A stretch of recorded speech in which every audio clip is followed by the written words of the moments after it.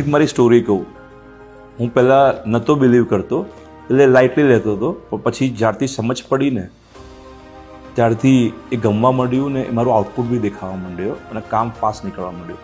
હું વાત કરું છું ન્યુમરોલોજીની, પછી થોડુંક એસ્ટ્રોલોજી અને રિલિજિયસ. એટલે કદાચ એવું થાય કે તમે ના માનતા ઉપર ધ્યાન ના આપ્યું હોય અને હવે ગ્રેજ્યુઅલી એ તમને હેલ્પ કરે છે. મારો બર્થ નંબર છે ને એ 4 છે અને 4 છે ને રાહુનો નંબર છે, એ મને નથી ખબર. અને પછી એમાં ખાલી ફેસ જ હોય, બોડી ના હોય. પછી એ ખબર પડી કે આઈ એમ ગુડ વિઝનરી. હું વિઝન કાઢી શકું, આઈડિયા આપી શકું, પણ એક્ઝિક્યુટ ના કરી શકું. અને મારે એક્ઝિક્યુટ કરવા માટે ટીમ જોઈએ, લોકો જોઈએ. અને જો એ લોકો એક્ઝિક્યુટ કરે ને તો કોઈ બી આઈડિયા એ સરસ રીતે એક્ઝિક્યુટ થાય છે.